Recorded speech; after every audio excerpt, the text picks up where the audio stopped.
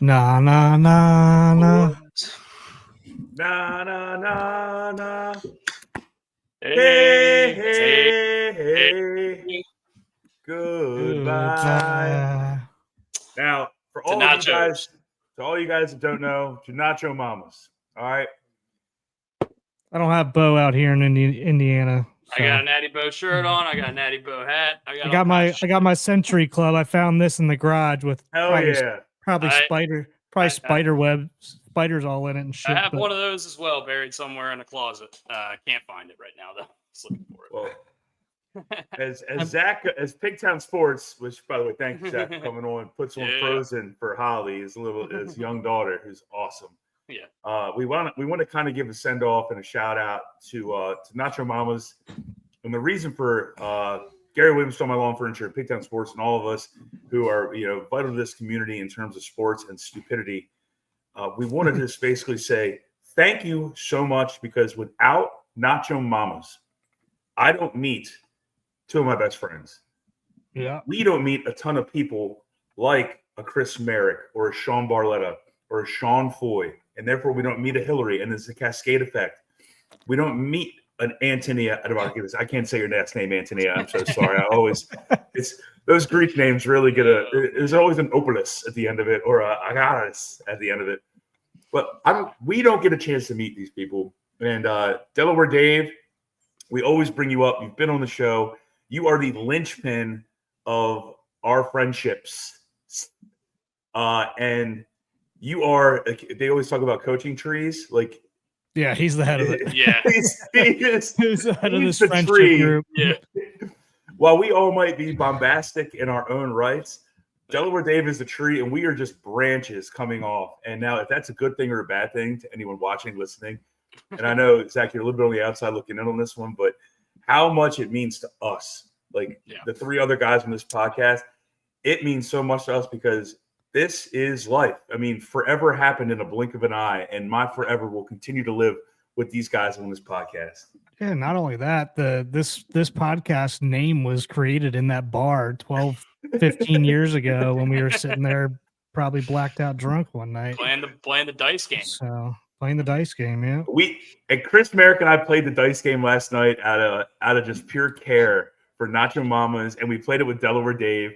And of course, I got stuck with the Don Julio 1942 $28 shot. Thank you, Delaware Dave, Aaron Wheeler, Chris Merrick. You guys are huckleberries, and I love all you guys. And we're going to try to get some memorabilia and some keepsakes from the building. We're working on that actively. But it's very unfortunate that Nacho Mamas has to close, but I'm sure they're doing it for the right reasons. Yeah. We're going home. Yeah. I gotta take this hat off because I feel like I got spiders all over me. I believe that. Yeah. If you guys are just joining us, we just started here. We just gave a little tribute to Nacho Mamas, who just announced they'll be closing after 30 years. But Pigtown, welcome on the show. And actually, we're simulcasting with Pigtown Sports. So thank you for welcoming us onto your show as well. Let's talk some winter meetings. Yep. Appreciate you guys having me on. Yeah, dude. How you doing today? I'm good. Dealing with sick kids all week. Yeah. Hey, man. That's life these days, right? Yep. All day, every day. Mm-hmm. What's the most expensive part? We're not going to get into winter meetings. We're going to get to undercarriage meetings here. What's the most expensive childhood purchase you have to make on a regular basis? Is it diapers? Is it wipes? It's just childcare in general. Clothing? Yeah, it's brutal. Or the actual daycare. Daycare. Oh, it's ridiculous. Yeah. I got into the wrong profession. I'm telling you. Yeah. It's like that old meme. They talk about the lottery, but I saw one about like people with kids, and it's like, you'll know when my kids are no longer in daycares. I'm not gonna come out and say it, but there will be signs. And it's just like they'll start buying like a new set of golf clubs and all this different stuff. New trucks. Yeah. Just all of a sudden just fall into a bunch of money that you never knew you had before. Yeah, I mean, it's more than a freaking. It costs more than college for daycare. It's ridiculous. All right. Well, now that we got the housekeeping out of the way, let's get into some baseball. Orioles have made two moves. We talked about this a little bit on our show earlier this week, but we want to get your perspective on it, Zach. What do you think about the O'Neal and the Sanchez sign? I know you're not a huge fan of the Gary Sanchez thing. I'm not. I was a little heated about Gary. I was heated at the price. I felt like 8.5 for a guy who only caught 28 games last year is extensive. His market value was 1.3. I get it. He's got a little bit of power. James McCann caught 60 plus games last year. Gary caught 10 in the second half, 28 overall. The math ain't mathing right there for me. I understand he's going to bring a power bat from the right-hand side. It's not like he hits lefties any bit better than he does righties. So you're kind of just buying him to buy him. I just felt like 8 was a little high, but I also, to an extent, I'm glad they went with 8 because that's the first step at removing the Orioles stigma on contracts. Okay, you just want to overpay Gary Sanchez. It's probably dumb, but you just showed all of the agents that, okay, I'm willing to pay for a guy that I want. That's a good point. It's a small guy, but yeah. And I heard something today. I was watching Masson live, and they talked about the ability to now have a Spanish-speaking catcher with Adley, where last year, both catchers spoke English. Well, now you can kind of get to Batista and Cano a little bit better through the Spanish route. They did cut, I forget the guy's name, and I apologize, the bench coach, the major league coach who was Spanish-speaking. Freddie Gonzalez. Freddie Gonzalez. Well, you had Freddie and then the other guy. I forget the other guy's name, though. But you basically didn't have anybody else really left to communicate because Gary's English is very good. So I get that aspect and in the sense of overpaying one guy. I like it. Tyler O'Neill, I like him a whole lot. He is, I feel like, going to platoon. I know Boris doesn't think he's going to. They can say what they want. He stinks against right-handed pitching. And you got to keep him healthy. You got to find a spot for Kjerstad too. So, but he absolutely annihilates left-handed pitching. So he's going to be in there, whether it's going to be a DH or right field, hopefully never left field. For some reason, he can't hit in left field. He's got some weird splits, but I think he's going to play well in our lineup and in our field. Yeah, it turns out like it's going to be a pretty low risk, high reward. Now that we're looking at contracts, I thought it was a little high at first too. Yeah. And now I'm looking at everybody else. I'm like, man, I feel like we got to steal with him at this point. Yeah. And what you said about Gary Sanchez, like the guy made $3 million last year. What did he do last year to earn over double of a raise? I don't think it's that. I think it's just the way the contracts are this year. I know, we'll talk that's about what it later in the show. And I agree. And money I agree. is flying around this year, like a lot more than it was last offseason. Yeah, when I seen Hishigawa or something like that, when I seen him get 6.5, I was just like, man, what is McCann gonna get? Yeah, like Higashioka's actually good, dude. He can hit, good. Yeah. But and then I'm like, all right, so that's the catcher market. That's a lot. I would never have expected to see Gary over 4, but it is what it is. Is this an influx of TV money that there's more money to spend, or what's the why the inflated contracts? I know contracts have always been inflated. This seems like almost double.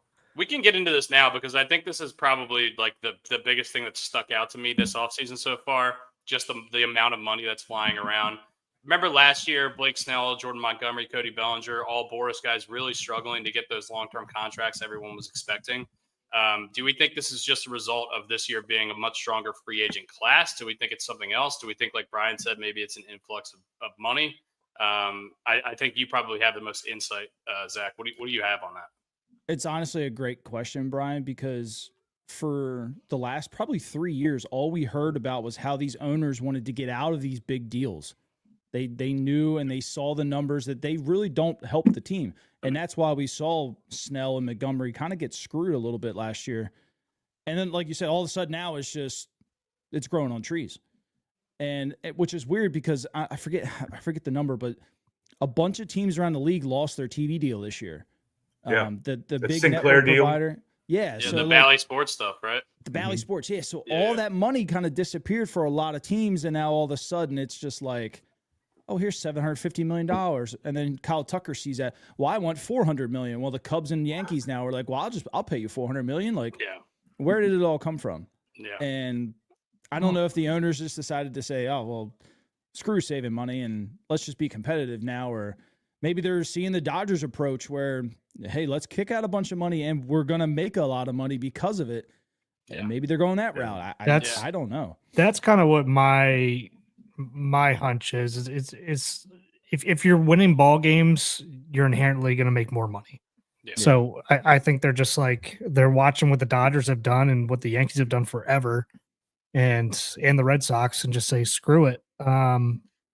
If we shell out the money and get these players in here and we win, I mean that's just going to drive everything. That's going to drive your revenue through the roof. I mean, Yeah. looking at 2023 revenues right now, Yankees made 680 million, Dodgers were 550, Cubs were 506, Red Sox are 500, and so on and so forth. So Is that including luxury tax deductions?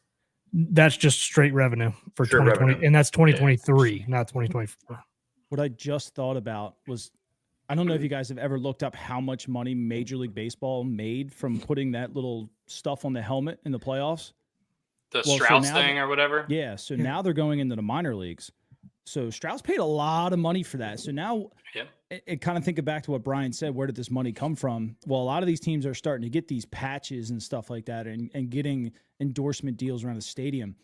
I wonder if now, like behind the scenes, they're talking about like, let's play well. Maybe now I can start putting your logo behind the mound, 3D printed, or I'll put it on the side of your helmet if it's approved by baseball. And like, maybe hundreds of millions of dollars are being talked about behind the scenes that we just don't know about. I mean, there's a reason that Coors Light's on top of the scoreboard now, and not the Baltimore Yeah. Sun, who wasn't paying anything. Yep. Yeah, not only that, like if you make it to the playoffs, that's a whole new revenue stream of just people buying playoff Yep. apparel and hats and t-shirt, whatever it is. Just got, I guess this isn't final. Yeah, this yet, is but it from looks- Pass. No, it's from Pass, and it's happening. The Boston Red Sox are finalizing a trade to acquire left-handed pitcher Garrett Crochet from the Chicago White Sox. Deal is still in the medical phase, not official, but it's looking like it's done. That's 55 seconds ago from Passing. So that's a big chip. That's a guy that we thought the O's were potentially going to get, and of course it happens right when we start this podcast. Okay, so that was going to be something we were going to get to later in the show. Let's just talk about it now. Crochet to the Red Sox. Do we think That's that good does that thing. cool off? That cools off the Yeah. Corbin talks for them, correct? Yes. Correct. Yeah. So now you just got to deal with the Giants. What about Toronto? I've heard Toronto too. So he turned down the $38 million a year from Toronto. Oh, he did. Yeah. Oh, Is this that was- factual? I mean, do you know this? I don't want any I sources. don't know but 100%, no, but if somebody offered you $38 million and you didn't take it on the spot, like to me, they're either one using that to get more money, or he really just doesn't want to go to Canada. Mhm. Wow. mean- Wow, to the Red Sox. Okay. I'm assuming that's going to be a package of top prospects from the Red Sox. It has to have Marcel Mayer in it, or Mhm. Roman It has Anthony, to. who's the number one overall. Yeah, I don't know. I'm sure we'll get that information as we go along today. Usually that stuff kind of trickles out in the next 30 minutes after the deal is announced. But yeah, Garrett Crochet to the Red Sox. White Sox to Red Sox, a la Chris Sale. Very similar type pitchers as well. Does it not piss you off that like while the AL East was down, the Orioles couldn't take advantage of it, and now everyone's just reloading. Now I know the Yankees went to the World Series last year. I'm not stupid, but that wasn't a great Yankees team. They were very top heavy. Yeah. This was the last couple of years were our time to really take advantage of a weaker division that's normally so freaking stout. Yeah. And now, look, everyone's reloading. They're bringing in all the fucking big guys. And hopefully the Orioles, with this young talent, can actually make something happen. But good God, I feel bad for Brandon Hyde and Buck Britton. Yeah. I don't. We got a lot of young talent, and they got a lot to work with. We still have a very good team, very competitive. We definitely need to figure out the entire pitching side of things with some moves, hopefully, in the next few days. But I'm still hopeful. They had to give up, like from what Zach said, they had to give up their number one because I mean we had more to trade to get him. So the only way they're going to leapfrog us is to go that high, Or they just overpaid. It's possible that Elias set a number or he said these guys are off limits in this trade. These guys are on limits, and the Red Sox were just like those guys better. It's certainly possible. They could also package actual major league talent, not just prospects. Yeah, I think Which I think Abreu we can do. he's been floated around a lot. Wilmer Abreu. Willie Abreu, the guy who was a rookie last year. Yeah. He's been floated around a lot because he doesn't was really good. have a position, so to say. He if was they fourth would've or traded fifth in Roman Rookie of the Year, Anthony, this is a great deal for the White Sox. I don't give a fuck who they get. All right, Yeah. they could get literally a deal with Louisville Slugger, and it would be a great deal to get because they are fucking atrocious. They Yeah, need they're- a they're- shortstop. So Yeah. I can guarantee you Marcel Mayer is in this. Because They- that's they- why they wanted Jackson Holiday last year. They need 9 positions, dude. They don't just need one. They're bad. I just don't. Yeah, I know Orioles fans are going to be upset about this, but I'm not terribly upset that Crochet's not coming to us. To be honest with you, Yeah. there's too many question marks in my And- mind. That's something I want to ask Zach is how did you feel when you saw those things that Crochet said last year about playoffs and not wanting to pitch too much or whatever the heck it was. I'm paraphrasing all this stuff, but I think Dusty and Brooks know this a little bit better. He wanted a deal. He basically said if he gets traded, not he's not gonna going to pitch in the playoffs unless he got a deal. Yeah. Yeah. He's a nobody in this league to make those kind of claims. Yeah. He's had 1 year as a starting pitcher, maybe 1.5. He threw like 120 innings last year too. Like it's not Right. Yeah. And they were limiting him. It's just I Like I think get that it. put off a lot of teams last year to Yeah. acquire him. Not a doubt. Because nobody was ready to invest that kind of money. Now, investing prospects is one thing because they may not turn out. I mean, Yeah. but now you get 2 years to figure out if you want to invest in Garrett Crochet or not. And I mean, hey, if those guys go over to the White Sox and are really good, and you don't re-sign him or he does suck, then it kind of stings. But right now, it's like, okay, I just got 2 years of Garrett Crochet, and he's pretty good against the AL East. I don't know. Are the Yankees getting Walker? We don't know. They're linked I haven't seen to they're linked to Arenado, they're linked to Bregman, they're linked to Alonso, Walker, They're linked to all kinds of corner infielders who can hit. And they're going to be linked to every single big Yeah. name Yeah. free agent. So every year. So it doesn't. and they had a $760 million offer that didn't go through, so they've got money to play with, money that they expected to spend that they have not spent yet. John, let us Yeah. know if you actually saw a tweet come through because I haven't seen Yeah. one. Yeah, John, let us know. But right now, the Yankees would be linked to LeBron James. I mean, that's so stupid. $780 million, $60 million, whatever the hell it is. LeBron might even jump sports. Nah, he owns the Red Sox. Good point. Well, he can go to the Red Sox and So play. Kyle he play Teal is one third of base. the prospects. Kyle Their best Teal. outfielder. Yeah. Hmm. Yeah, like you said, I mean, they're going to load up. The White Sox are going to absolutely load up out of this. And I mean, good for them. Yeah. It's what they wanted should. to do. This is their time to do it. So Yeah. What I criticize the Red Sox for is they listened to their fans and they took the pressure from their fans. They are 1 year away from having a 6-year window at the World Series with the quality of prospects that they have. And now you just gave away potentially 2 or 3 of them for a pitcher with arm injuries. Yeah. Who's a middle reliever at Yeah. best, who had a great season starting. Yeah. So good luck. I would have stand pat. I would have not, succumbed to the pressure of my fans there, because the amount of talent that Kyle Teal, Roman Anthony, and Marcel Mayer have is Yeah. incredible. Now, if you Yeah. would have gave up 2 of those for him, that's a big deal. yeah, real big I'd deal. rather you go spend the money on and go get Burns if I'm them. Yeah. Than to do that. I think this is a good time to bring up. So we were talking to Zach before earlier today about some kind of a package with Jordan Montgomery here in Gallon from Arizona, and it's interesting. So we were going to get into it while we were chatting earlier, but we're like, all right, let's hold this for the show. Yeah. What do you think the Diamondbacks asking price is? What are their needs right now, and what would we be willing to give up to make that deal happen? Is it? I mean, I assume it's going to be Mountie and somebody else. 2 other people probably. Zach Gallen's going to be a pretty little penny here. Montgomery, I feel like you could potentially get fairly cheap. Yeah. Probably not even a major league player. Yeah. And or maybe just like Cedric Mullins kind of, it's going to be a lesser. It depends on how much money you ask them to eat, honestly. If you're Yeah. asking them to eat a ton of money or the whole thing, then yeah, it's going to be a top end prospect.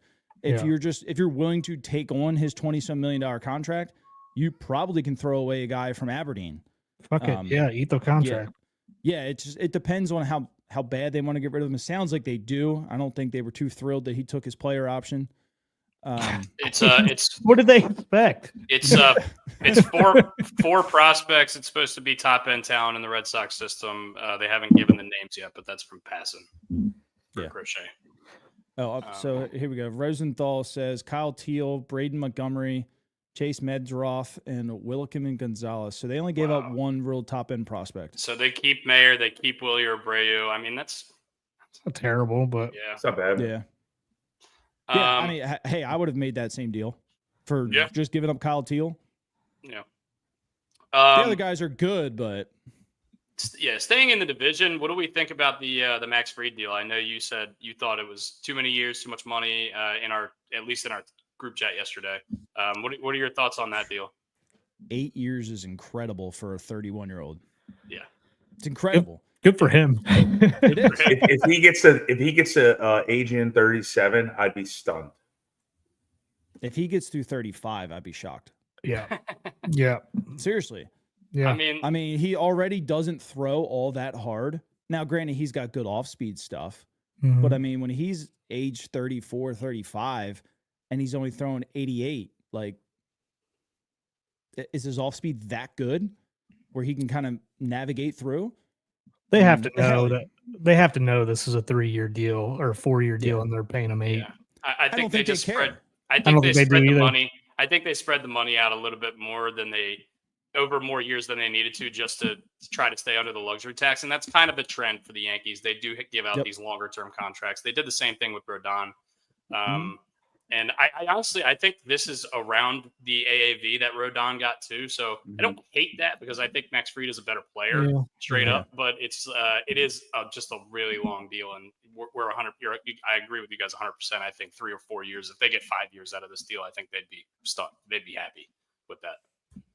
I think Ryan, this has got Nestor Cortez written all over it, getting out of that situation. He wasn't happy last year. Yeah, so he was not happy last year with what they did. In terms of the rotation and send him to the bullpen for a little while. I think Nestor Cortez is going to be on the market. If not, if he's already a free agent, Pigtown, you might have more information on this, but that's not a guy I wouldn't hate. A great mustache, by the way, too. You know how I make my football picks. He hates the Orioles organization. He would not come back here. All right, perfect. So, I'm going to go screw myself over in the corner. Luis Gil is also a guy that they've been shopping, at least according to the people on the Twitter sphere. Who was the guy who just won Rookie of the Year over our boy Colton Cowser, which costs a lot of our friends in our group chat quite a pretty penny on future bets. But it's neither here nor there. This is the 12th contract of at least $100 million that the Yankees have given out in their history, which breaks a tie with the Dodgers. So it's the most of any team. That's crazy because I think the Orioles have given out one. Cortez is through 2025. Yeah. Nestor is? Never mind. Yeah. Wait. He's 20. Yeah, at the end of this year. That sounds about right. Well, if he didn't hate the Orioles so darn much, I think that would be a fit. Give you a lefty arm. And he also wants to shove it to the Yankees. Nobody. He was in the RB last year when they try to give you money. Good point. Yeah. Very good point. Arbitration. He got 8.3 in arbitration. It says. While we're on the topic of the Yankees, does this mean we're possibly looking at Nolan Arenado wanting to play first base now, go to the Yanks? I think it's very possible.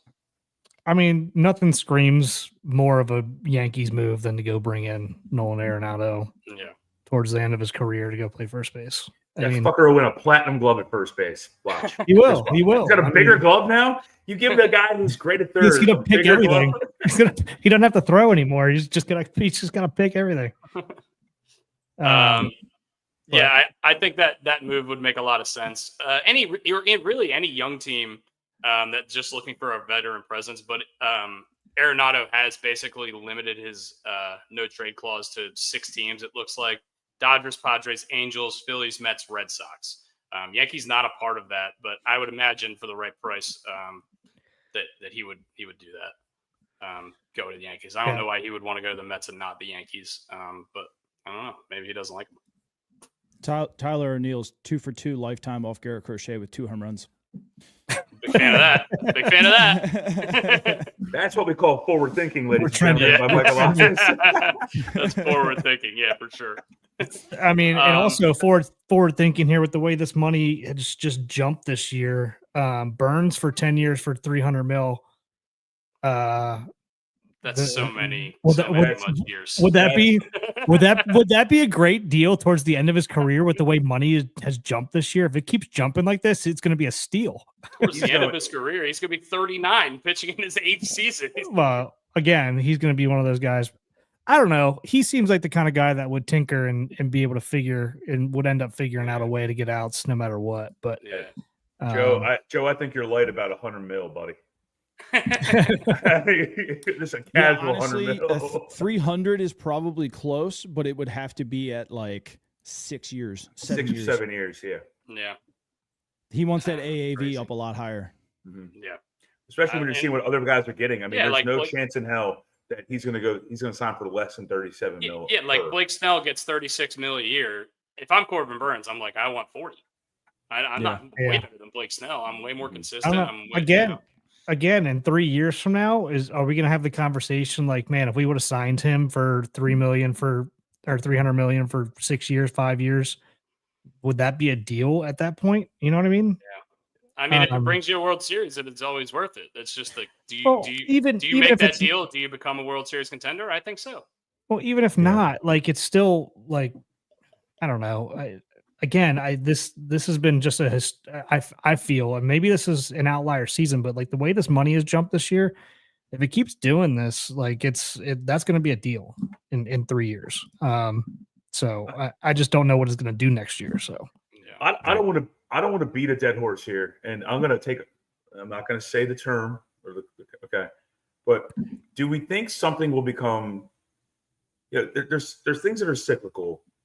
They come around. Do we think softness in terms of curveballs, off-speed shit, instead of people throwing 97, 98, 99, is going to come back around?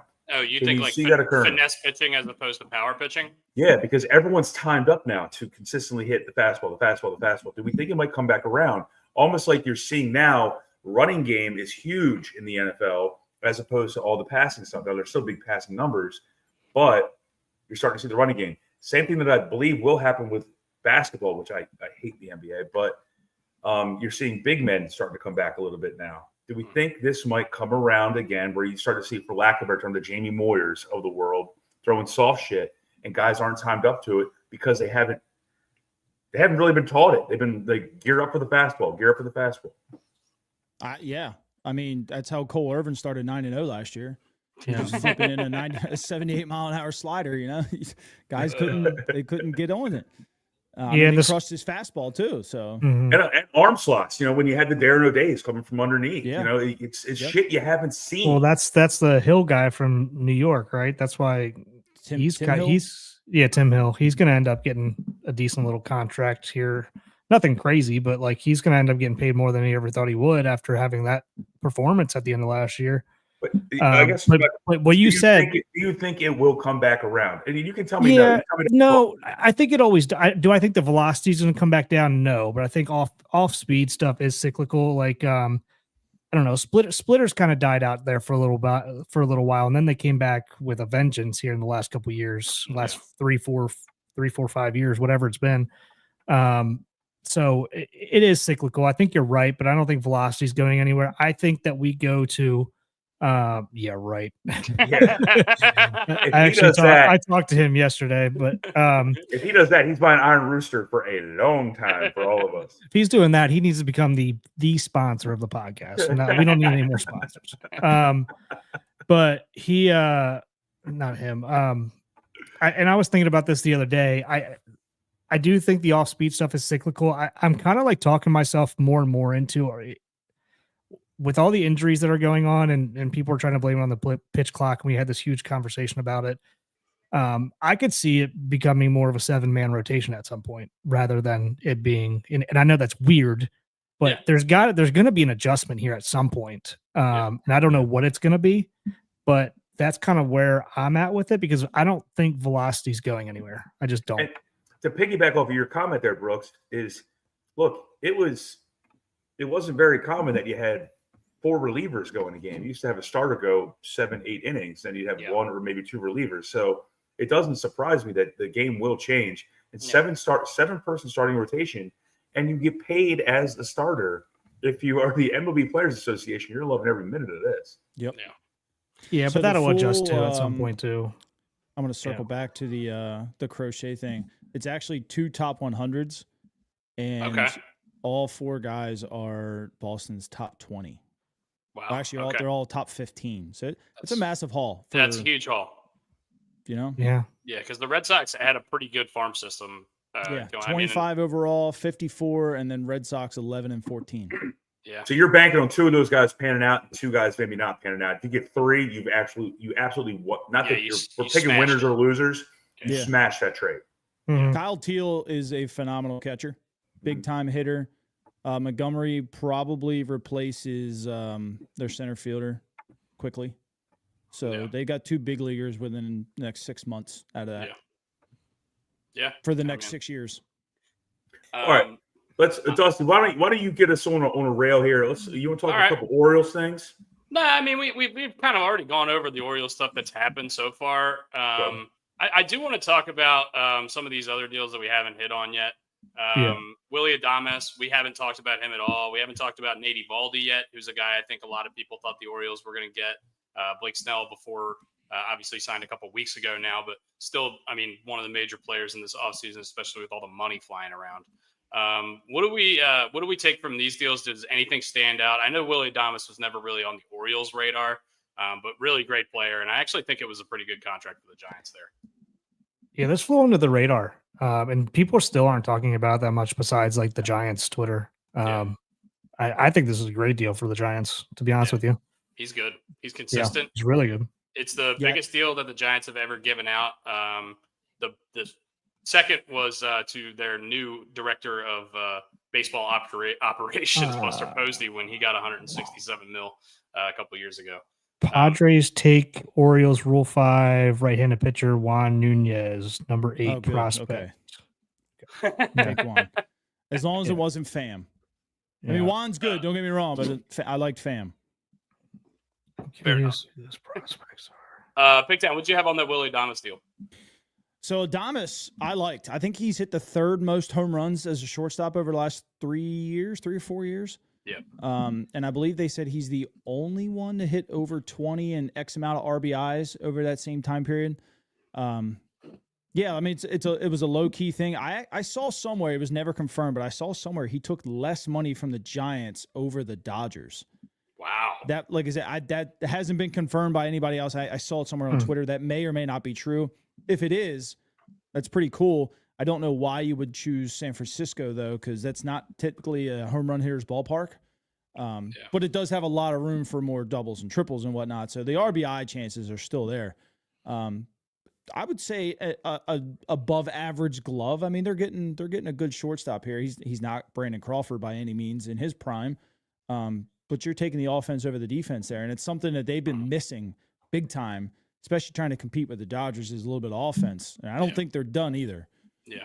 And the Padres now, too. I mean, you can't forget about them. Arizona went to the World Series 2 years ago. That division is just loaded. So if you're the Giants, you got to make deals like this to even try to stay in competition with these other teams. Yeah, Buster Posey's first deal over there as well, or first off season, I should say. As what president? I think he's technically president or vice president? President of baseball operations. So he's let's talk about Eovaldi, because this is a guy I think a lot of people thought the Orioles were going to go after. The first reaction when I saw this was, holy shit, that's so much money. But that's basically been my reaction every deal this offseason. I mean, Christ, when you have reports that the the Sacramento Athletics are putting in over $200 million offers to Max Fried, you know something's going crazy in baseball free agency. But yeah, he almost doubled his last AAV, or his AAV of his last deal. He's 35 at the start of the season. 3 years, $75 million. I think it's a lot of money. What do you guys think? Ton of money. But in Texas's point, their window is maybe got 2 more years left, and they're taking a shot at it. I don't think they're out of all the pitching market either. I wouldn't be shocked if they gave Corbin Burns some money secretly that we don't even know about, because Texas always seems to have money out of nowhere. Yeah. Evaldi was odd. I mean, he's always got good numbers. You know what he brings in the postseason. He did have almost a 5 ERA in the second half last year. Yeah. And honestly, if the Orioles probably looked at that, and they seem to be very analytically driven right now with their contracts, they probably offered him nowhere near $20 million a year, and he got 25. So, I mean, the Orioles probably ideally were probably in the $13 to $15 million range for him, and it got blown out of the water, and that's not their fault. Yeah, and to be honest with you, like if you were going to go and get Evaldi, it's going to be for the postseason. This is not going to be. This would be a trade. Like if we are signing that, if we go pick him up, like he's going to get eaten alive by Orioles fans the entire season until the playoffs come around. Like you'd have to keep beating a dead horse. Like, hey, we got him for the playoffs. The guy's a dog in the playoffs. This is what we got him for. So hopefully he performs. But that's a lot of money to hope he performs. And like you said, for what 35? Is that what he is? 35. Yes, 30. He'll be 35 at the beginning of the season. I think he's 34 now. Yeah, I mean, I wouldn't be. I'm not surprised that we did. I don't blame us for not paying that. And Joe makes a good point. There's no taxes there in Texas either, so that just makes him feel a whole lot better too about the money he's keeping. So do we think a guy like Sean Manaea would get like a similar contract to this? Because I think he's a guy that it's been on my radar as well. More than likely, sort of the middle tier guy. Yeah. Yeah. I'm looking out for him. I think he could be a decent, middle of the rotation guy for us. And over a 3-year deal, I wouldn't hate that at all. We just need arms at this point. So, I actually pulled some numbers from remaining free agents and their ERAs and their FIPS against AL teams since 2023. Manaea had a 2.64 in 18 starts. So you know what you're getting out of him. He used to pitch in Oakland. He knows how to pitch in the AL. He pitched pretty good in New York. So I mean, there's some guys out there. And look, there's quality out there that our fans are not going to like, but there's still quality. Yeah. I mean, Charlie Morton has 100 career starts against the AL. Since 2023, he's got a 2.27. Yeah, okay, he's 38 years old. I don't care. If you bring a 2.27 to the AL, I will gladly give you a 2-year, $40 million deal for all I care. Like, we know what you're getting out of that guy. Yeah. Michael Also, Lorenzen, veteran leadership. Veteran leadership, which we desperately need, especially on the pitching side. Yeah. I mean, there's a lot of good guys. Trevor Williams has a 3.5. Flaherty's got a 3.2. Pavetta's a 3.5. Walker Buehler's good. He's got a 4.34. He's dealt with a lot of injuries. He's still working his way back. I still think Walker Buehler is a top shelf pitcher. He's a dog. I would still give him a 4-year deal. Yeah, I'd still give him a 4-year deal, even though he had almost a 5 ERA last year. I don't care about last year. Yeah. When the lights were brightest, he was good. And that's what I care about. And he's always been that way. What I don't like about his stuff is that he pitched in Chavez Ravine is a very vast ballpark.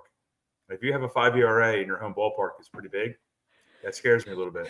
Yeah, I know, but he had the injury year, then he came back and obviously wasn't like his stuff was there, but mentally didn't seem like he was there. And then started to figure it out last year a little bit, and then obviously we saw what happened in the playoffs.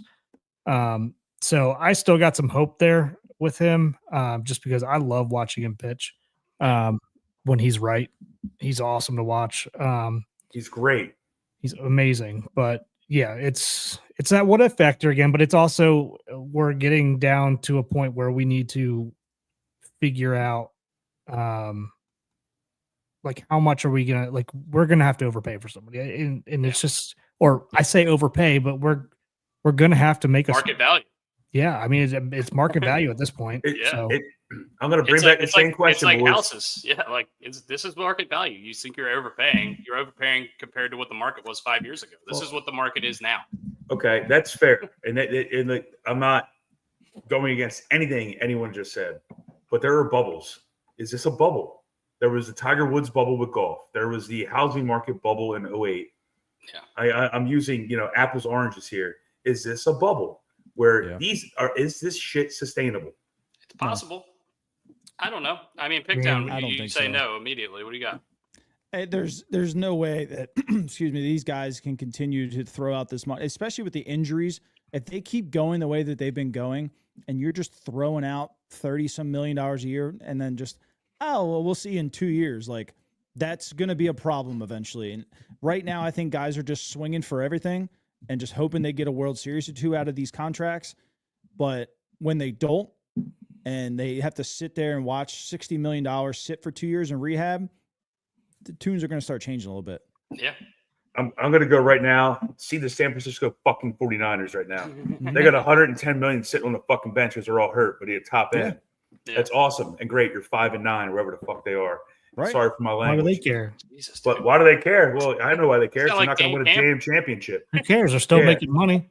Well, good for them. They're making money. That's great. But your fan base is going to freaking try to beat the shit out of everybody outside the stadium, which they already do. And actually, they stab them with knives. And Wow. especially when they play the Raiders. Until we'll next, move on until next year. So it's 1 year. It's going to happen. We basically went through that with the Orioles this year for the second half.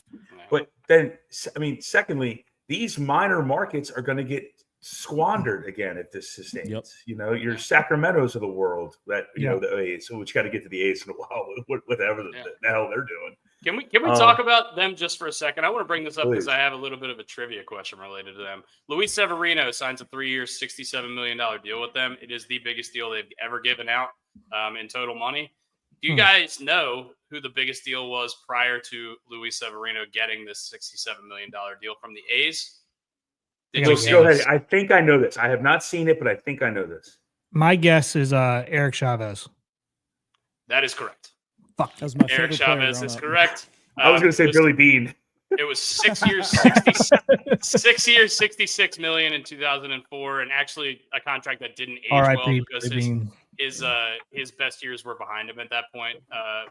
Regarding Eric Chavez, he ended up having a pretty bad last few years with the A's, but was a really good Jacob player Bell. at a time. But I He couldn't was. believe that contract was Yeah. given out in 2004. Beautiful It's swing. crazy. Jacob Webb just signed with the Rangers.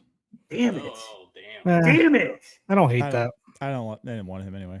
All right, fair enough. He was, What I he was was the first guy that pitched in our bullpen in the playoffs last year. Well, that's Like because we 2 didn't have a choice. Yeah, well, the first My- one I gave him a know, grand but you slam can the first improve year. on him. Yeah. I know, I was there. my, Me too. my second point I was going to make, when I started talking about numbers and stuff like that, is this has all the makings of a team, and maybe I'm hoping for this, honestly, because we're a small market club.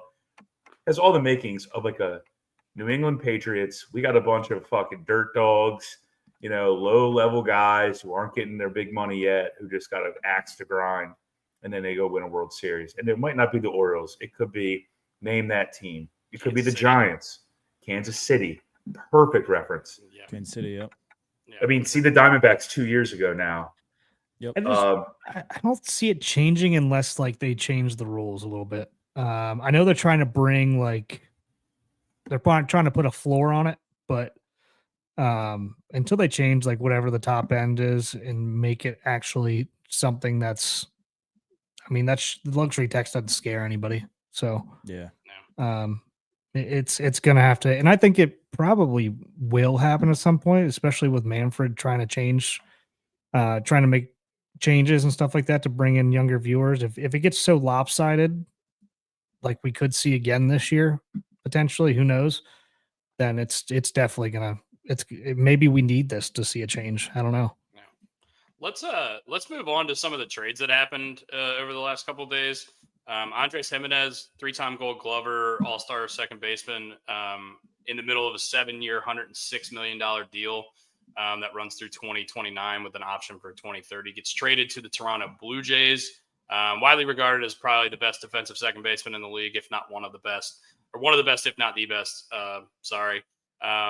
Has had a down couple years offensively. What do we make of this trade from the Blue Jays side? They're in our division, so I'm interested in what you think, Zach, about that one. I mean, they shore up their infield a little bit. They've kind of had a revolving door here a little bit the last couple of years. The second, you don't know what you're going to get with Bo Bichette. Are you keeping him? If you're not, Jimenez can play shortstop, and he does play it very well. It's kind of secures their future a little bit. Yeah. You would like to. I mean, look, they're Toronto. I don't want to see them retain those guys, but if I was a fan of Toronto, I would. you can't let Bo Bichette and Vlad walk out the door. No. Not if Especially you're not floating Vlad. all this money. Yeah, I mean, you're floating all this money to everybody else. Like, why aren't you taking care of the guys that you grew with? Yeah. I mean, yeah, I understand they might be struggling a little bit, but look, I'd take Bo Bichette here in a heartbeat. I've said that a million times. I'll put him in second base, put Jackson Holliday in center field. I don't care. Yeah. Bo Bichette's a ball player. He's got a great Yeah. glove, you Mhm. know, a good bat, a change of scenery could work for him, which could be why he's, you know, they haven't extended him. I don't know. Maybe he does want out. Who knows? Yeah. But it solidifies their lineup a little bit. You know, Menez getting a little bit more protection might be better. You know, Yeah. maybe he leads off now. Bo hits second. Vladdy hits third. Like, now you got to pitch to him a little bit better than you were. Yeah. Because for a while, I mean, the Cleveland was one of the worst offenses in the second half last year. They hit like Yeah, they were 30 as a team. Yeah. They were like, trying not to get in the underrated playoffs there for a little bit. Yeah. Yeah. So, I mean, maybe getting him in a new spot, I mean, kind of reignites the kind of player that he is offensively. I mean, it's a good trade for both sides. I mean, they seem to give up a good prospect. I know you guys know him. If I say his name wrong, I'm sorry. Horwitz. Spencer Horwitz, yeah. Weird Horwitz, day yeah. for him, by the way. Got traded Yeah. twice in the same day. Brian sent him a little bit of a text message. Yeah. See how he's doing. If you guys don't know who he is, he's a St. Paul's guy. Brian used to coach baseball at St. Paul's, so he knows him well. I mean, he returned for two good teams. It was a good return. So, I mean, Yeah. Yeah. I mean, he walks into Pittsburgh now. He's the starting first baseman. They previously had Billy Cook, former O's guy. Yeah. I'm a big Billy Cook fan. They had him slotted as their starting first baseman. So that kind of solidifies that. I mean, good for him. I mean, Yeah. good for everybody involved Yeah. with all of those trades, because I feel like every team made out of all Yeah. of that. Yeah. Another trade that I think both teams made out, the Brady Singer for Jonathan India trade. Mhm. I don't know why there's not more trades like this. Obviously, Reds needing starting pitching. Royals have more depth in the starting pitching, need bats. India, of course, won the AL Rookie of the Year 3 years ago, something like that. But he's been a pretty consistent hitter for the Reds. Singer's been a pretty good young arm for the Royals. What did you think about this? Do you think benefit for both sides like I do, or do you like one side better here? Yeah, definitely both sides. I mean, Yeah. Kansas City gets another fast guy who works to count. Yeah. You know, a top end of the lineup hitter, and the Reds get a good young arm. I mean, Yeah. they have a few of them already, so now Yeah. they're going to all come up together Yeah. at the same time. I mean, Reds are going to be Terry if Francona, they baby. if they all put it together, they're going to be pretty good. Terry I don't know. Francona, I've been baseball. saying this. I've been beating the Reds drum here for like 3 years now. They Yeah, gotta it's prove me been- right. They gotta prove me right at some point. Yeah. But yeah, their pitching was good last year, I thought. Their hitting is what sucked, and their defense really. Yeah. So I don't know. I think it's fine. Am I blown away by? I mean, if I'm the Reds, I probably want to go get some more pitching and defense. But Who was that? I mean, guy that sorry, they had hitting in and left defense. field? Remember, he came up and like hit like 20 quick home runs. And then, like, we Artacide never- Zucchino. Yes, and you never heard from him again. Yeah. He fell off the planet. He was Yes. going crazy. I remember he just that. never hit a ball again. No, It- he it stopped, felt that he way. stopped playing baseball. Yeah. Was it Chris Davis? Sounds like Chris Davis With a K or with a C? with a C. You want to know when your podcast made it? When one of the delivery drivers who just need to get let in goes, "I'm watching your podcast live while driving, and I brought you 2 hot dogs." He literally brought me 2 What? hot dogs. That's Yes. awesome. Does he deliver to Carmel, out to him. Indiana? Hell yeah. I'm like, dude. I'm like, Damon, this is fucking awesome, dude. What? I'm gonna eat them live on air. So shout out to you, Yeah. big dog. What That's are awesome. you? What are you, Team Mustard today? Team Ketchup? Cut Oh, the Ketchup mustard also. on one, Team Ketchup? and then mustard and kraut on the other. I didn't make these. He did it. Oh, perfect. I like both of those. Those are Mustard both and Fair. kraut. good options. Yeah, which also means he probably made them in the back of his truck, which I might die here live on the podcast. Yeah, That's all right, dude. They're hot dogs. You're gonna be fine. Yeah. yeah. You're already eating a bunch of ground up rats anyway. Rangers trade 3 prospects or young guys for Marlon Slugger, Jacob Berger. I don't think this is a hugely consequential deal. We don't have to talk about it too much, but Jake Berger did hit 29 homers last year. So not a bad player, not a bad little player for the Rangers there. Don't know where he fits positionally Why- with them, but probably going to be like a Why DH. didn't they just go out and sign Gavin Sheets at that point? Oh, Burger's going to be good down there. You think He's so? gonna he's going to hit 35, probably 90 RBIs. Wow. Okay, so you're really liking this trade. You think this trade is a lot more Well, the important than I Marlins do. have one of the harder ballparks to hit in as a right-handed hitter, and he still hit, 28? 29 he's last year, yeah. Yeah, so, I mean, you're looking at – and Texas, the ball flies in Texas. We know that. And it's a good spot for him. Yeah, it makes a lot of sense. Let's talk about some potential trades. We already talked about Arenado a little bit. Garrett Crochet I had on this list, but obviously got dealt in the first 15 minutes of this podcast. So we don't have to talk about that because we already know the details of that. Seeing a lot of Dylan Cease stuff today. I know you're not into this. Dylan Cease came in 4th in the NL Cy Young voting last year. Had a ton of strikeouts. Big strikeout guy. What's your reservation on Cease, Zach? He is good against teams that aren't good, if that Okay. makes sense. Okay. When I watched him, or not watched him, when I looked at his numbers, and I'm trying to find it right now. Welcome to the AL East. They're all terrible. So his 16 starts against the AL East, he's got a 4.6 ERA. And last year he pitched 9 games against NL playoff teams and had a 5.32 with 26 walks in 9 games. So I look at a guy that absolutely dominated 26 Chicago. walks in 9 games. Yeah. Oh my! That's not going to placate to Brandon Hyde and No. Michael Elias methodology. How is Now, he still in granted, the he major had, leagues? It was still 89 some strikeouts. He throws hard. He throws the ball by some guys. But again, I feel like some of the better hitters, he gets hit around a lot. You saw it in the playoffs. He got smoked. And Is it flat? I'm not Is it gonna- flat shit? I mean, yes, what is? it's flat. It's dead flat.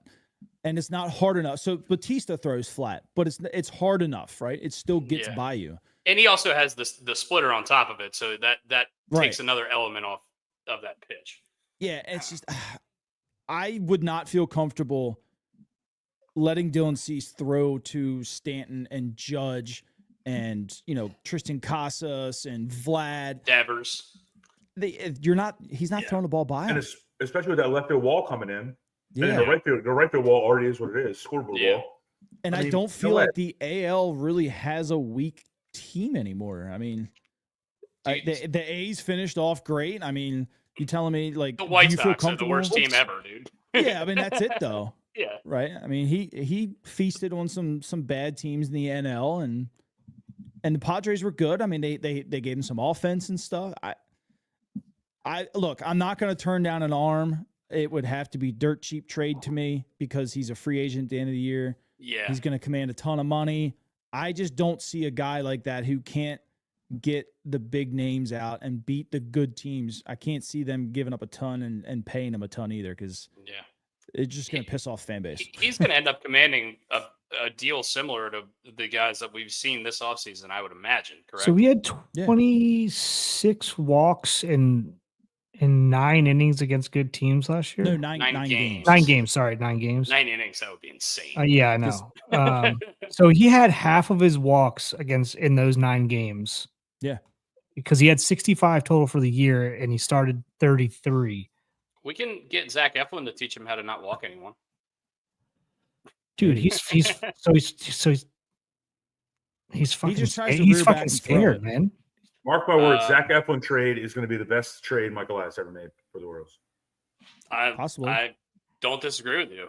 Yeah. I mean, the Corbin Burns trade was great. Hopefully, we get more out of him. But I think based on the performances of all the players involved in that trade last year, I think we won that one too. Next biggest name. Sorry, Brian, you got something before we go? No, I just know if Joe Radke and I just became best friends because I said mark my words. And then a thing also came up and said mark my words. And That's why I pulled it up. Fuck you.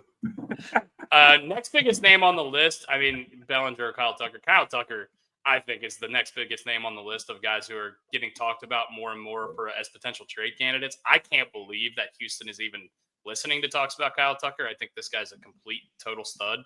I have MLB Network on up here just so I can see breaking news and stuff when it happens.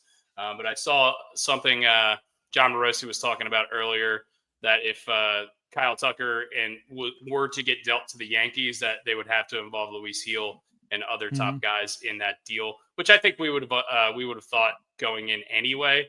But if you're the Yankees and you can't get Juan Soto, Kyle Tucker might be the next best move for you guys. Do we like the Yankees going after Kyle Tucker, Cody Bellinger? Do we think Kyle Tucker even gets moved, or should we even be talking about this? What do we have on that? I don't think he gets moved. I think he does. I mean, the second DeSoto signed, he came right out and said, "I want $400 million for 10 years." Yeah, and that's when the trade talks immediately started. Yeah, and honestly, because he flat out said, he said Soto's back end of his deal is 10 for 460. I'm worth 10 for 400. And when I read that, I was like, okay, buddy, you're not even in the same league as Juan Soto. And then I looked at it and I was like, holy shit, you kind of yes, are. he is. Yeah, And he's a better fielder. Under the Right. radar. Yeah, definitely a better. He's The a only better fielder. difference is, I mean, granted, he gets hurt. So he's played, 90 less games, right? So his average is better than Soto's. He has 16 less home runs. 70 less games. Yeah, right. And what is this? 40, we'll say 59 less RBIs. Obviously, the walks. Nobody can contend with Soto as a walk. No. He's got 100 less strikeouts. And let me see. His OBP's 382. Soto's was 415. Slugging 539. Soto's 540. This is over since 2023. OPS, Tucker's is 921. Soto, 950. Not So all that like, they're different. very comparable. Yeah. It's I can't pay $400 million to a guy who's always hurt, and I feel like Houston feels the same way. Yeah. I think this is a bluff job by the Astros. Is my gut feeling.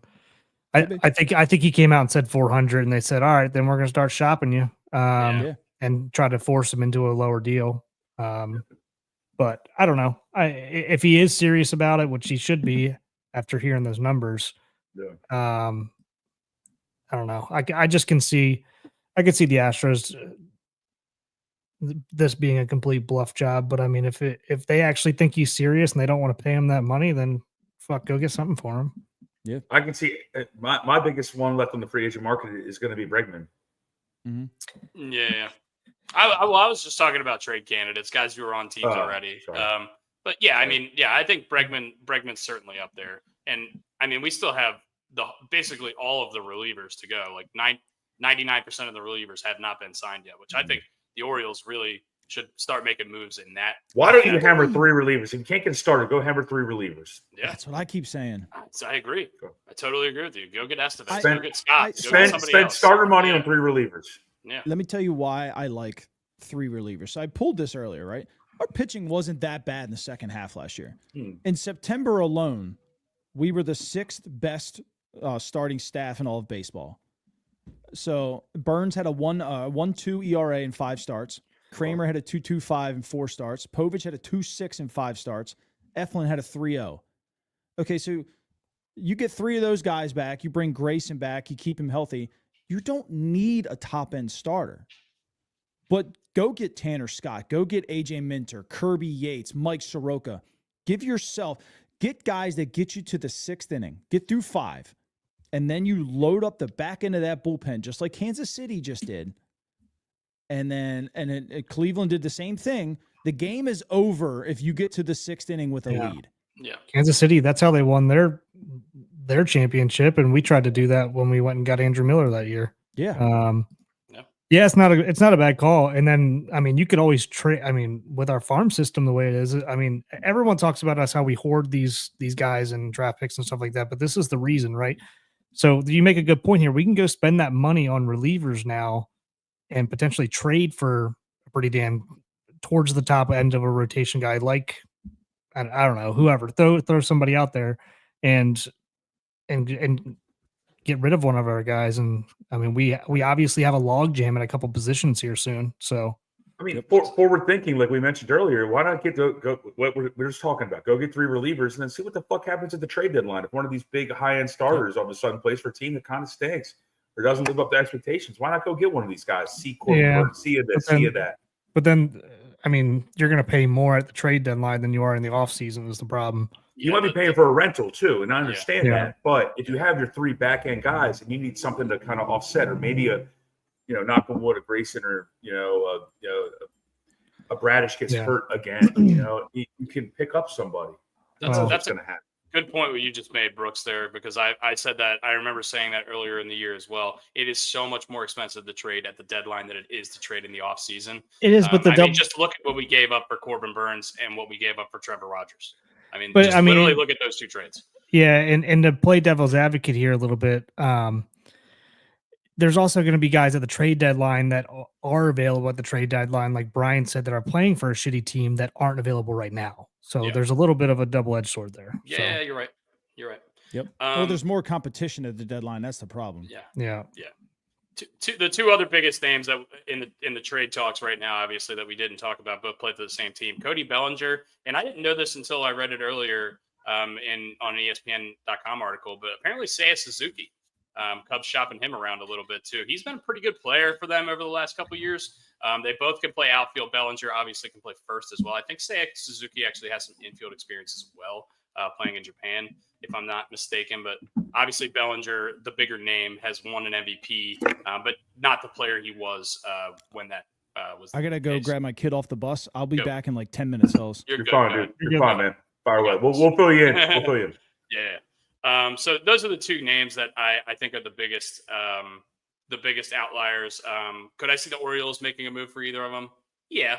But do I think it'll happen? No. I think Bellinger will end up in pinstripes. It feels like a match made in heaven with Bellinger in pinstripes after having played in LA and Chicago. He's just going to do a tour of the biggest cities in America. Do you think so? I mean, here's my question. Do you think the Yankees will go get both Arenado and Bellinger? I just feel like it's one or the other. I don't think they'll make two trades. I think they'll make one. I think right now they're going to try their damnedest to get Kyle Tucker, and if it doesn't work out, then they'll probably pivot to Try to get one of those two. Arenado, yeah, because they still have a lot of money that they can spend in free agency. Like we said, they were prepared to spend $760 million on Soto, and they've only spent $210. And I know that's still a lot of money, but I think with Bregman out there, with Christian Walker and Pete Alonso still out there in free agency, I don't see them wanting to give up their talent as much as maybe the Orioles would.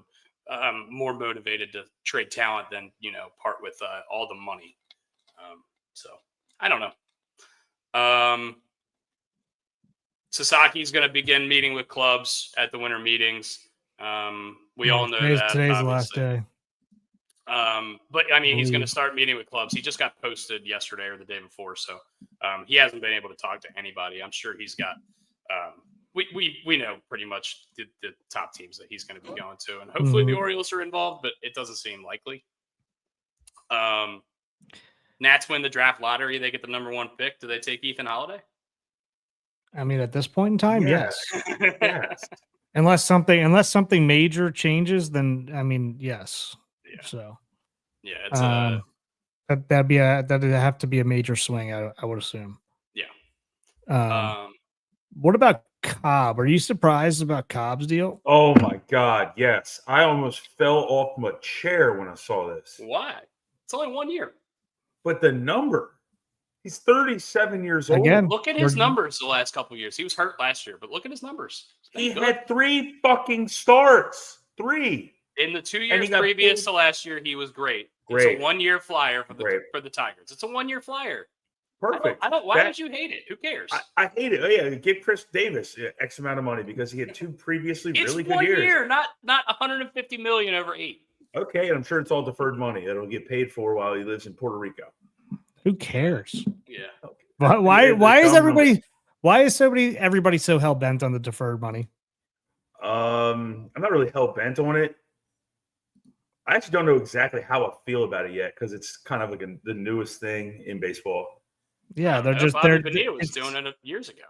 I mean, it's also a copycat league, right? I mean, it's the NFL does it all the time. All right. Well, where was the copycat about a decade ago when Bobby Bonilla did it about 22 years? 2 decades at least. There's been a couple of them. There's been a couple copycats out there.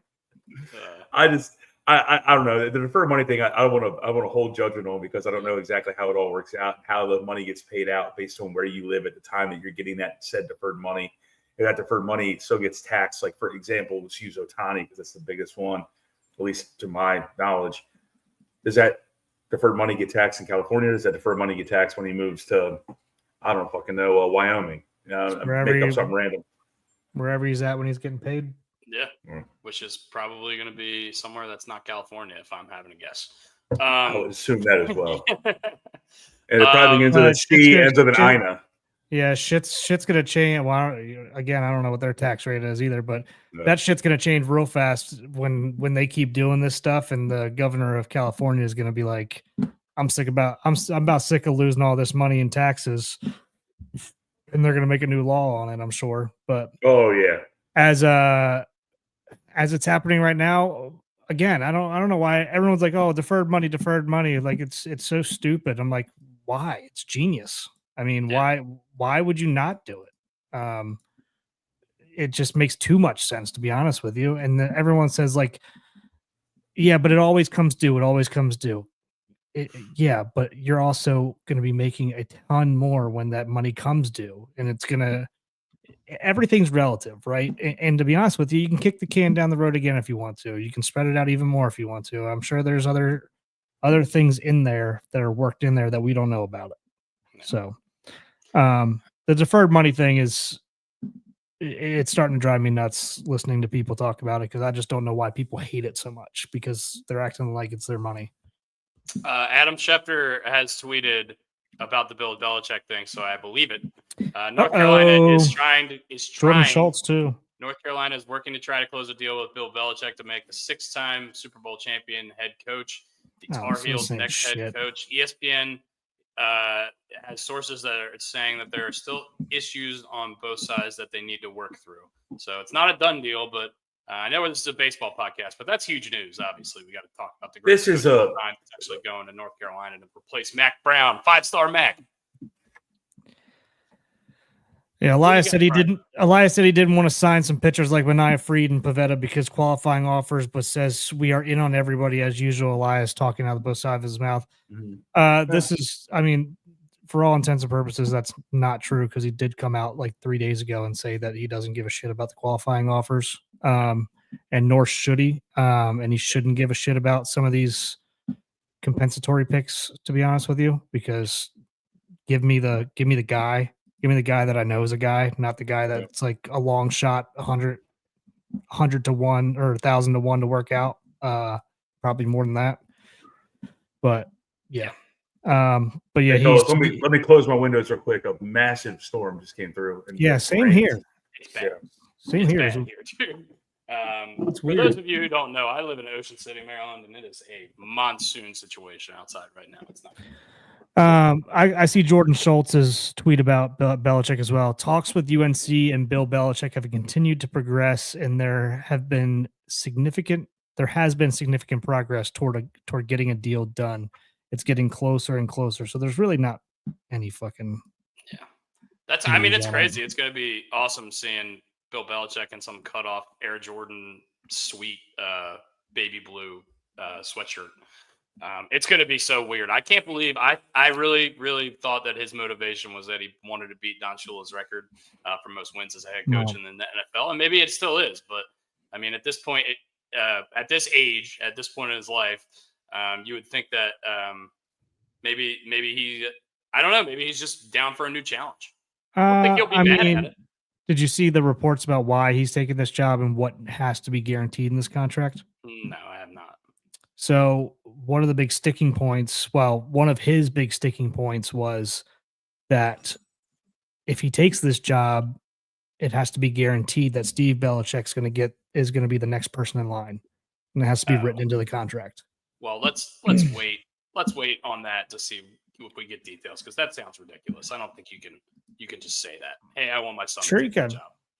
Sure you can. If somebody's willing to write it into a contract, why can't you? Yeah, I But don't know. but yeah, That's that was weird. that's one of the things that's being reported. That Garrett has Crochet been is official. He is a Boston Red Sox. Sorry. that has been reported. So What I missed? I just the Belichick stuff. Nothing really has come of it. It's just people saying, "Oh, they're still talking. It's getting closer." Yeah. Getting back to baseball, I have some trivia questions that I have saved.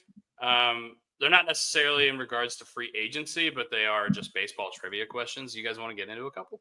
Sure, fire away. All right. Also, I just want to say this storm that just rolled through, so I'm probably going to hit Pigtown here shortly if it hasn't already.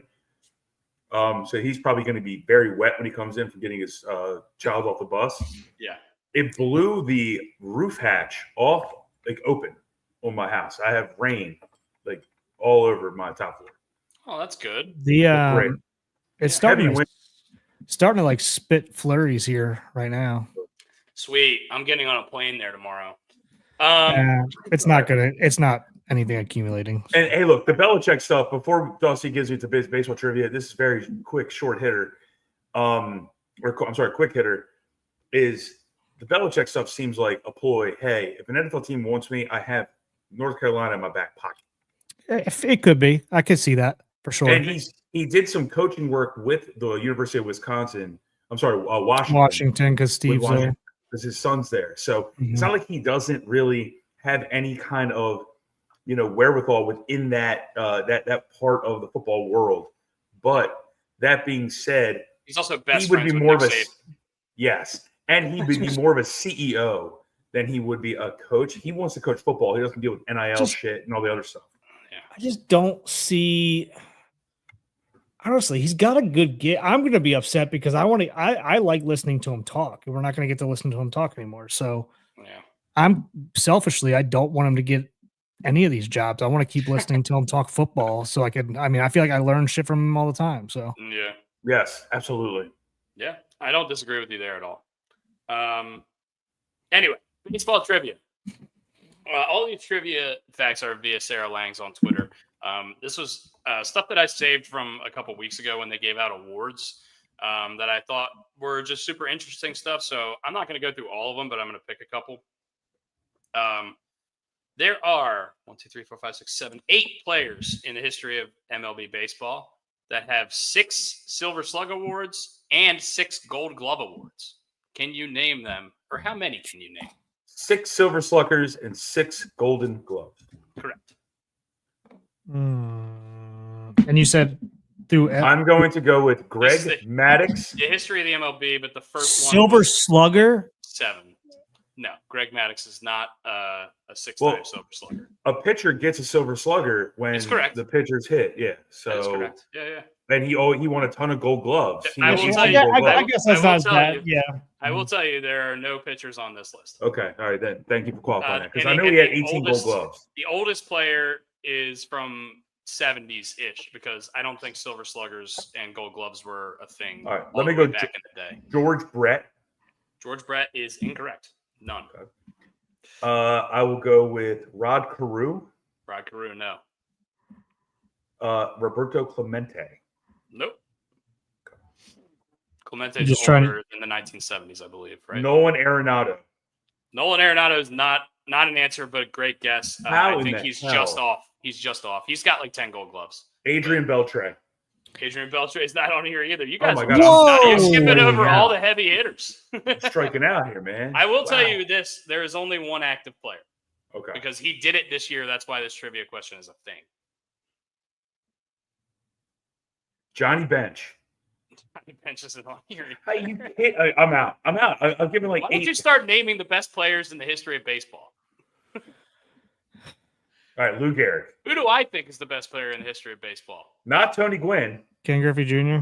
Ken Griffey Jr. is not the answer to my Barry question, Bonds. but it is an answer to that question. Those are 2 correct answers: Barry Bonds and Barry- Ken Griffey Jr. That's 2 out of Tony 8. Gwynn. Tony Gwynn's not an answer. No. I'm out. I'm done. Who's I mean, the guy? Craig- Who do you think's the guy who did it this year, Brian? Who do you think is the best hitter in the league? I don't know. James McCann. I don't fucking care. Gary Sanchez. All right. This has not been good. Do you guys want me to just start listing them or No. what do you got? Albert Pujols. No. Nope. I don't think Rafael you want. Palmeiro. Jesus Christ. Nope. I would say possibly Wade Boggs. Nope. I like Joe Radke's Ichiro. You guys are bad at this. No, Ichiro's not an answer. What the fuck, dude? Where did you find this? You found this in the back of a cocktail napkin? This is a factual thing. There's 6 players that you guys are not mentioning. One of them is pretty surprising to me, and one of them had his career cut short, A-Rod? so that was a little surprising to me as well. No, A-Rod? A-Rod just because he didn't have the Gold Gloves. Jose Altuve. No. We're doing All right, let Pig Down Sounds know what bad. we're doing. pick down. There's 8 players in the history of the MLB that have 6 Silver Sluggers and 6 Gold Gloves. The only 2 that have been responded correctly so far are Barry Bonds and Ken Griffey Jr. I have 6 more on my list. I will tell you that the earliest player on this list was from like the 70s, so you don't have to go with like the old school guys. Also, we can't hear you, or I can't. So holy crap. Um, The 70s. I mean, it takes Willie Mays out. Yeah, because Silver Um, Sluggers and Gold Gloves are relatively newer awards. So Joe Mauer? Joe Mauer is a great guess, but not a correct answer. Posey. Posey, no. So it's Gold Gloves and Silver Sluggers. 6 of each. Yeah, one guy who's active did it this year. He's the only active player on this list. He got his 6th Gold Glove this year. Salvador Perez. It is not Salvador Perez. It's not Wow. Nolan Arenado. It's not Lou Gehrig. It's not Wade Boggs. Bryce Harper. Bryce Harper is incorrect. Actually, I have another Bryce Harper stat. Bryce Harper is the one of 4 players who has won a Silver Slugger at 3 different positions, which is crazy.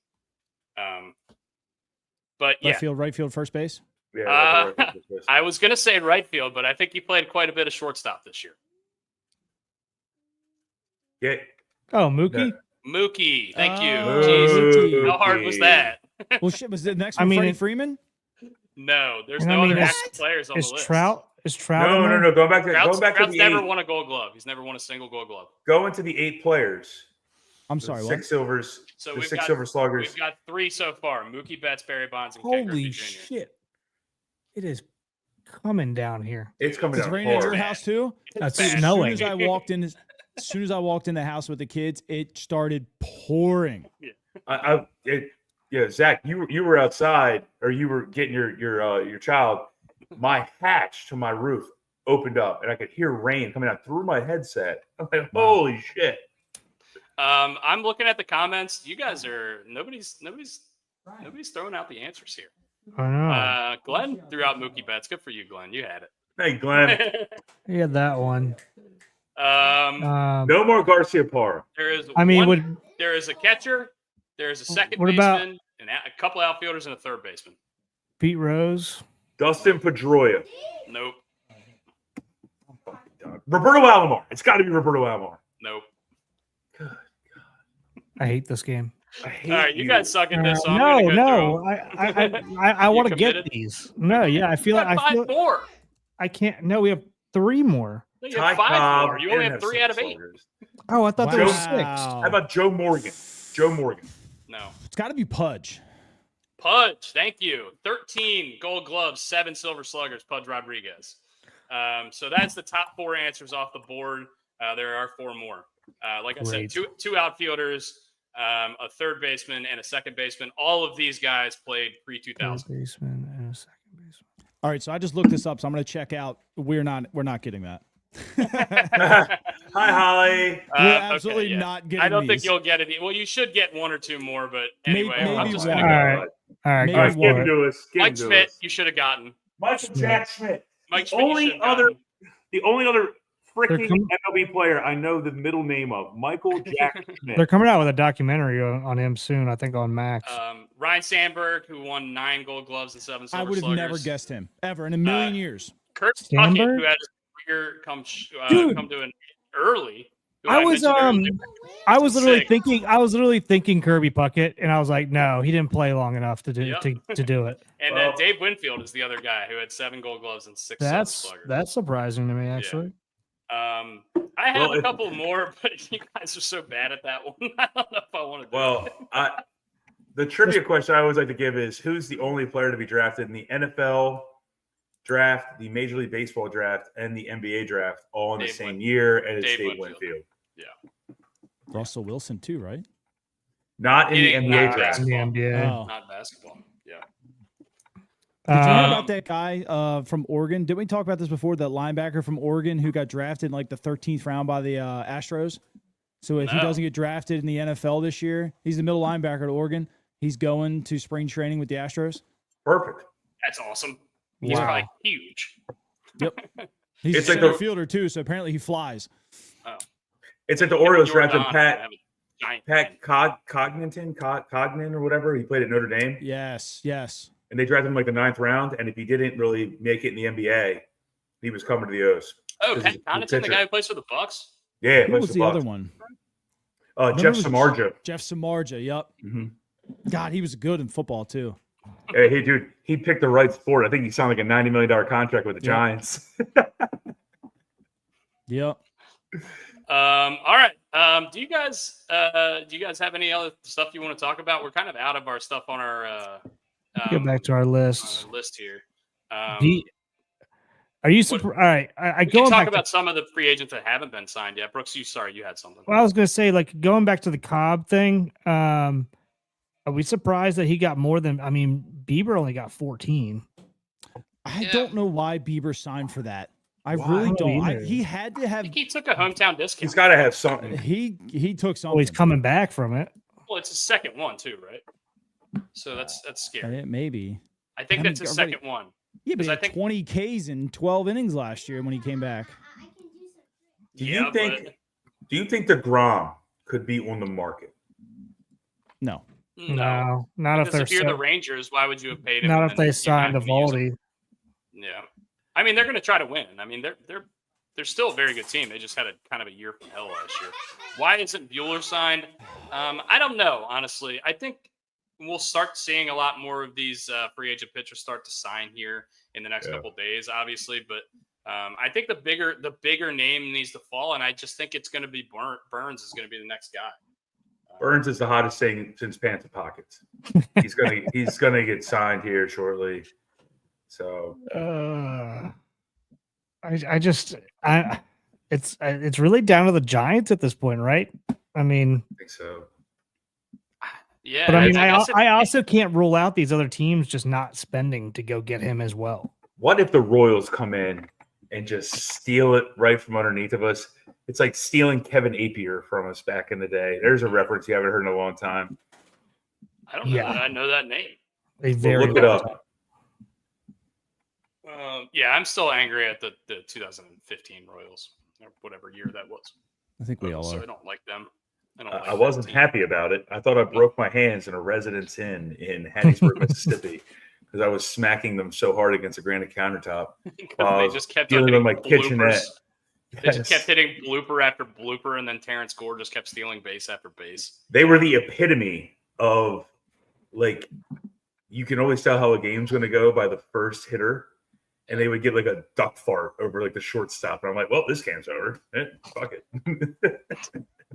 somebody else we haven't. I guess couple other guys that I want to get to that weren't really on our list or on our rundown.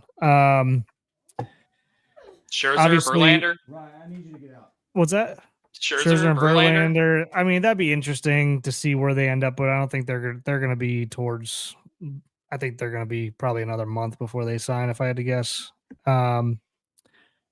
What about like Jock Peterson? And I want him so bad, so do you desperately. I want him October. over Bellinger? Mm-hmm. Bellinger is a lot more flexible. He's got a higher upside. Jock Peterson, the only thing with him is like, do we already kind of have the Jock Peterson heir apparent in Heston Kjerstad? Just a power hitting guy that's sort of positionless, can play corner outfield, but isn't great at it. Yeah. I think Bellinger, with as good as he is defensively in the outfield and his versatility being able to play first base, is probably a better player. But he's also going to command a lot more money too. So I don't know. I like Jock. Obviously they call it Jocktober for a reason. He performs well in the playoffs, which is something we need desperately. And I think he would succeed in our lineup. But you have to think it's going to take a lot of at bats away from Heston Kjerstad. Do we like that? Do we want to continue to develop him? Is he going to be available via trade? Maybe we can package him with Ryan Mountcastle to get something done. I don't know. Big Town, what do you have? I like Jock. That's been one of the guys that I wanted big time. I want an everyday DH. I don't mind running Kjerstad out in right field every day. I mean, he hit against lefties last year and he hit against righties. He was one of our best hitters prior to getting hit in the head. I would love to see that guy play every day. And Yeah. I would love Jock. I don't know if Yeah. I would take Bellinger. Bellinger's Jock is you know what you're getting out of Jock, right? You're either getting between 240 and 260 and 20 to 30 home runs. He's going to give you the same thing every year. Bellinger, you're either going to get 300 or 213. You have no idea. Yeah. And That's true. it's just I would probably take Lane Thomas over Cody Bellinger. Yeah. It's, you know, I just want more consistent players than what Bellinger offers. Yeah. Not that he's a bad player. I just Yeah. want consistency. We've had Yeah. enough of inconsistency in this franchise right now. Yeah, and I don't disagree with you. I think losing Jordan Westberg, who was the most consistent hitter in our lineup for the first half of the season last year, other than Gunnar Henderson, really hurt us for those couple months that he was out with his broken hand. So I don't disagree with you there. There is something to be said about having consistent bat. Yeah, and there's a couple other guys on this list that haven't been talked about too much. Would you bring back Austin Hayes? I mean, No. for the right price, I don't think he'd be a bad bench guy, but he's going to want to start, I would think. I think Yeah. the way he left last year probably rubbed some people the wrong way. Yeah. I mean, there's guys on here like Grandal's on here. I don't want Kenley He's Jansen. a million years old. Grishik's still on here. That's somebody that I know Pigtown really wanted a lot. I wanted him a couple years ago. Was yeah. banging for the drum, and I still think he's kind of somebody who's people stopped talking about him the last week or so. Gleyber Torres, obviously Tanner Scott, Patrick Corbin. Jerkson Profar, Teoscar. Yeah. What's up with the Taters? Pete Alonso. Pete Alonso still on here. What's up with Tony Taters and Teoscar Hernandez? They feel like they've been linked at the hip all offseason, and neither of them have signed with anyone. Do we have a feeling on where they're going to end up? I think Santander's going to stay in the AL East, but I don't think it's going to be with us. I think it definitely depends. I think Boston's got to be hot on them now after losing their outfield of the future. Toronto's going to try. I don't know. I mean, could see they got San to feel Diego pretty if they good. lose Profar. I mean, Yeah, they got to feel pretty good about it if they gave up Teal. I would assume that deal is probably getting close potentially. Just reading through the lines, I guess. yeah. I can just say Teoscar Hernandez just ripping balls over that freaking green monster all day, every day. I can see it. He hits a lot of home runs. I can also see Bregman doing that. He loves those. What are the boxes called in Houston? Those little left field bleacher boxes. I can't remember some name. All right, I got one trivia question for you guys. It's very simplistic. What team has won the second most World Series of all time? The second most? Dodgers. I got the answer, but I don't know if it's right. I'm going to go. I think it's the Cardinals. St. Louis Cardinals. I think they won like 10 or 12, something like that. All right, I got two more questions for you guys. Forget the player. Forget the player that we would acquire. Who do you think is expendable in our minor league system? Like how about this? Most expendable in our minor league system. Just logjam of talent, probably got to be like, and just infielders, right? Just based on the logjam of talent. We haven't even started scratching the surface at the amount of talent this infield is about to get re-upped with. Yeah. Frederick Bensicum is a name that you're going to have to remember. He's only 21. I think it's a Carter Young or Carter something. But he was hurt all last year. I know him. He played for the Shorebirds. He's a second baseman. He's sick. Yep. Yeah. When I went to Delmarva to see Jackson Holiday when he was on the Shorebirds, and that guy played second base. He went 4 for 4 in that game, and he was awesome. He's very. I remember Are you talking watching about him Bensicum or Carter? Carter. Yeah. Yeah. There's a lot.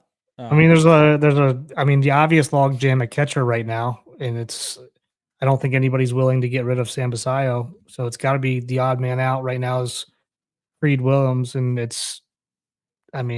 we all kind of have some inklings that the Adley extension's probably getting pretty close here. So, what do we think about this? Where does Kobe Mayo fit into the Orioles 2024 or 2025 roster? Like, is this a guy who's going to play 70 or 80 games, or is he just going to be fighting for at bats in the early part of the season at DH? Obviously, I think Westberg's the everyday third baseman. I think Holiday and Henderson are pretty much locked in the middle infield. I know he gives us flexibility to move Mountcastle if we want to. But do we see him as a guy that would potentially move? It would have to be a huge prospect, I would imagine, right? I'd rather Very move huge Mountcastle first. Yeah, but obviously you're going to get more out of Obviously, yeah. Mayo. That's the thing. Yeah. Sure. Yeah. I think it just I don't see him cracking the team out of the spring training don't think so unless either. he hits like 500 and 13 home runs or something. There's just no room for him currently. Yeah, it sucks because Unless he really figures out. He smoked it at AAA for 3 straight years. He could basically. figure it out. I mean, Kowser came into spring training and figured it out. Yeah. I'd have no problem with it. It would make moving Mountcastle easier. Mhm. I just think his problem right now is not having a position. Yeah. Even if he had a dedicated position, I feel like they would be more willing to let him learn, even at Mhm. the big league level, because you know what you're going to get when he figures it out. But not having a position, it's like, okay, well, now you bring him up and you got to try to fit him in at a DH, or you got to try to fit him in as a pinch hitter. And that just makes him a worse ball player, just sitting around waiting and not getting the reps. So they're going to keep him in AAA to kind of keep the reps rolling. And then obviously he's going to play first base, right field, whatever they decide to do with him. Yeah. If he was a good first baseman, I don't think this would be an issue whatsoever. I mean, they probably would have already traded Mountcastle by now, but Or he might be the Just- guy that's involved in whatever top of the line starter that they're trying to go after right now, whoever that is. I be. mean, could be. The two that I would likely think would be involved are going to be Heston and Mayo. But out of those two, you would probably want to keep Heston because he plays a position. Yeah. mhm. I mean, and he's got more. I mean, I don't know. I believe in him a little bit more. Yeah. Heston's hands are fast. Yeah. And Which he's is crazy to he say. shoots- I mean, Mayo's a top 20 prospect. Yeah. I know. Which is good, though. Yeah. Good for us. Yeah, it's good for us. It sucks for him because if he was on 90% of the teams in Major League Baseball, he would have been starting last year. But, Yep. you know, and Heston suits our ballpark. Yes. yeah. Yep. Yeah, I mean, I don't really have much more. I think we covered most of the stuff. I think Jack Flaherty's going to end up back with the Dodgers or with the Tigers. I think he liked it with the Tigers. Yeah. I think Scherzer and Verlander, I don't think either of them are going to be coming to Baltimore. That would be crazy. Goldie doesn't really fit. We already have 2 first basemen, like we said, unless we move Mountcastle. Or I mean, don't get me wrong. I'd love Goldie or Martinez here, but I just don't know where. At this Yeah. point. Yeah. But I mean, those are the 2 right-handed bats we would want. I mean, Yeah. again, but the position is the issue. Let me ask you guys a question. Would you be willing to move on from Cedric Mullins with 1A if you acquired Luis Robert with having another year of control next year? Mhm. Yes. Yes. Yeah. I didn't even hesitate. 100%. Yeah. Yeah. And he's same thing. He's got injury issues, but when he plays, he's elite. Yep. So, yeah, I think so. And also, I We know have Mullins guys- is we have other guys that Mullins is can play huge. center field too. Mullins is a huge locker room guy, and he's one of the vets on the team. He's been there for a while, and he's a fan favorite. But let's be realistic. His production over the last couple of years has not been what we need it to be, based on the team that we're trying to be and the teams Year that and we're a half. competing with in the AL East. Yeah. Yeah, a year and a half, whatever. A couple years. It's been a couple years since he's been consistent on offense. Mhm. Yeah. So, Yeah. I don't got anything else unless you guys got something.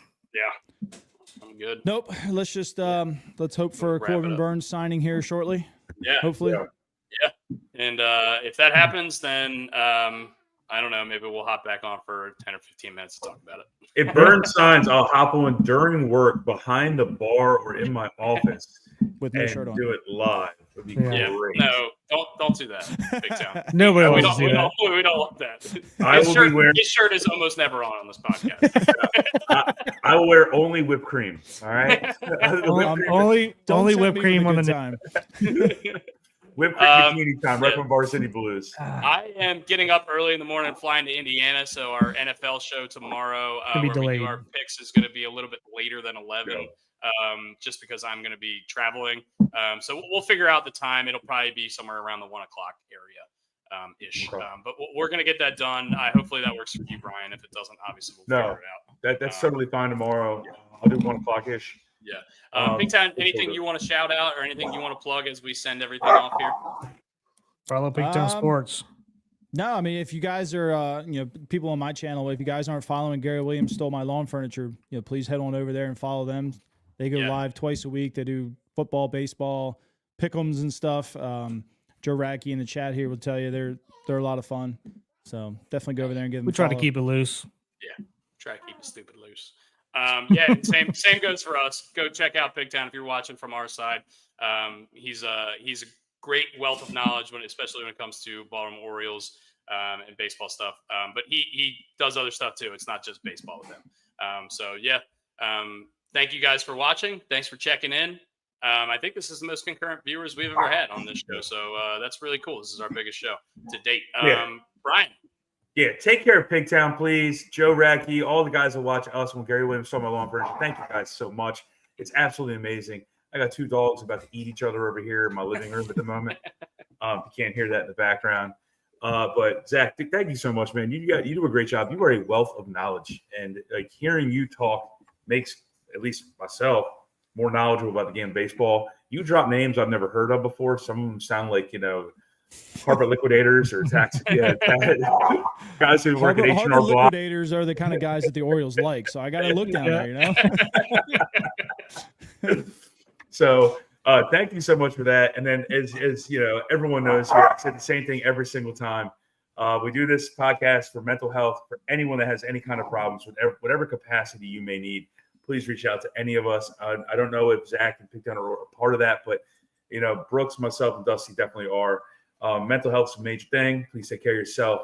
Take care of each other. Take care of your friends. Whatever capacity you can do to help another person. As I always say, treat a person, you always win. You always treat a person, you always win. Well said, Brian. Brooks, you got anything as we send off? Nope. See you guys tomorrow. See you guys tomorrow. Happy Wednesday, December 11th, and happy winter meetings. Hopefully Corbin Burns is an Oriole by the end of this 24 hours. Yes. Happy Wednesday. Goodbye, Nacho Mamas. Yes. And Here's the look forward to nachos. seeing you boys tomorrow. Yep. All right, Good guys. night. Thank you for watching. Have a great rest of your